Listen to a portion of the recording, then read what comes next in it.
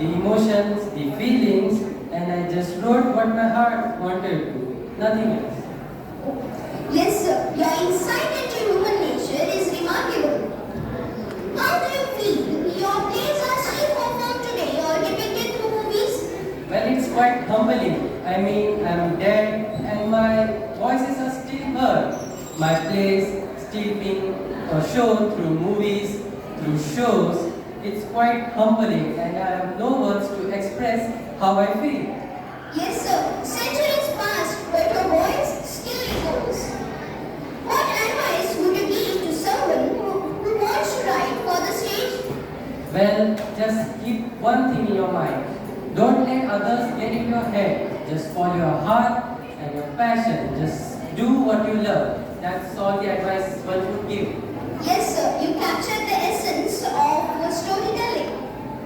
Sudhamurthy, a well-loved Indian author and storyteller. Ma'am, you have done many different things. Teaching, writing, and social work. How do these experiences influence your stories? All my experiences have shaped me as a person and as a writer. Right? Teaching taught me patience and the value of knowledge. Social work brought me closer to people from all walks of life. And writing allows me to share these lessons and stories with the world. I often draw from real life. So every role I've played has added depth and truth to my storytelling. That's very insightful, Mrs. Murthy. Thank you for sharing your journey. Enid Blyton, one of the world's best-known children's author. Ma'am, what inspired you to write stories for children? Well, ever since I was a little girl myself, I simply adored reading books. They had the power to take me to wonderful far-off places. I realized that children need books that make them dream and spark their imagination. I wanted to write tales that could do just that. Entertain them, yes, but also teach them important life lessons like honesty, bravery, and kindness. I realized that children connect so deeply with stories that I wanted to provide them with the same joy that books had brought me when I was young. Yes, ma'am. Your passion for children's imagination shines through your writing. R.K. Narayan, a pioneer in Indian English fiction. So, how did you come up with the idea of Malgudi?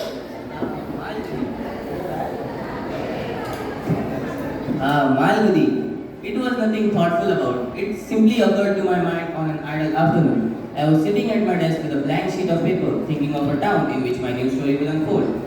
Suddenly, the name Malgudi occurred in my mind, partly from my own imagination, partly from the rhythm of stereotypical South Indian names.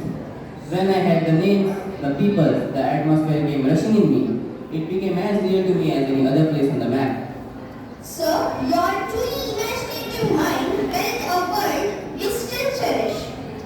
Emily Bronte, a quiet yet powerful voice in English literature, best known for her only novel, Wuthering Heights.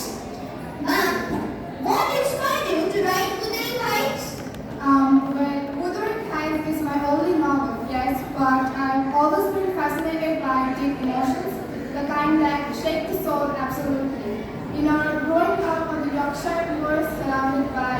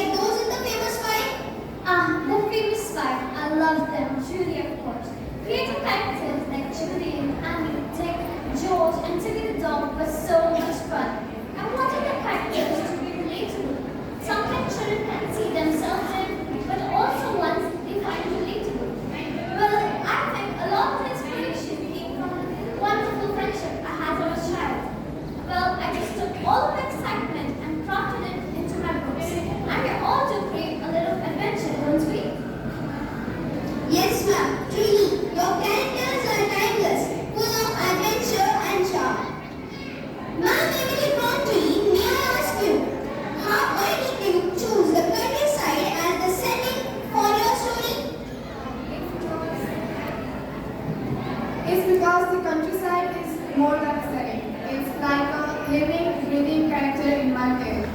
The moors are lonely, beautiful, and sometimes cruel, just like the hearts of people in my story. I chose the countryside because only a place that raw could hold the storms of emotions I've always wanted to write about. Yes, ma'am. I love how the countryside setting feels so vivid and real. I am interested in knowing from Ma'am Sylvia Plath that why is her novel The Bell Jar so well known? I believe it's because it holds up a mirror to a kind of thing we don't always talk about, the quiet suffocation beneath the perfect surface. The bell jar is not just a story, it's a scream muffled by glass, about a girl losing herself in a world that demands she be someone else. It speaks to every person who's ever felt invisible and placed out. Yes, ma'am. The Bell Jar resonates with its brutal yet beautiful truth. Ma'am Murthy, it would be great to understand. You have written for both children and adults. Which do you enjoy writing for more? I enjoy both. Writing for adults allow me to explore complex situations and deeper emotions. While writing for children gives me immense joy. It has to be simple yet meaningful, but I must say, writing for children, when a child smiles after reading my book, it is a feeling like no other. Truly commendable. Your love for storytelling really shines through. Ma'am Brighton, would you like to share your thoughts on what do you think makes stories interesting for children? Well, for children, a book should be filled with excitement, of course, but it also should have a touch of truth and warmth, something that resonates with them. I feel that a book should make children think, dream, and feel like they are part of the journey themselves. I think a bit of mystery and humor is great too. Well, a great book should have a feeling that they are part of the journey, they connect with the characters themselves, and a bit of magic and a dash of fun the third either. Oh, you truly capture what excites and engages young minds. Sir Narayan, can you please tell us why do your stories often focus on simple yet everyday life? You see, what I think is that's where life truly is. I mean, I have always felt that an old man feeding a crow or a child losing a coin has more emotional truth than a grand palace entry. Moreover, most of us live in not in epics but in our daily routines, don't we? Yes, sir. A storyteller like you is rooted in the soul of Indian culture. Ma'am Plath, I would like to know from you that in your poems you often write about personal feelings. Do you think poetry can be a good way to express emotions? Poetry is the way. It's where language stops pretending and starts feeling. When you write a poem, it's a chaos in little form, you name the unnamed. Poetry is where emotions are hidden or softened. They are alive, burning, and sometimes unbearable but honest. And that honesty can save people as it saved me. Yes, ma'am. Your words prove how poetry can heal and reveal the heart. Ma'am Murthy, we would love to hear how do you feel young readers say they learned something from your books? It makes me very happy and humble. That is the greatest reward for an author, to know that their words have made a difference. When a child tells me that they became kinder or started helping others because of something they read in my book, it gives me hope. It tells me that stories too have the power to change the world, one person at a time. That's deeply inspiring, ma'am, and I truly admire the impact of your words on the young readers. Sir Narayan, I'm interested in knowing what advice would you give to young readers who want to write about Indian life? The only simple and sincere answer to it is live your story before you write it.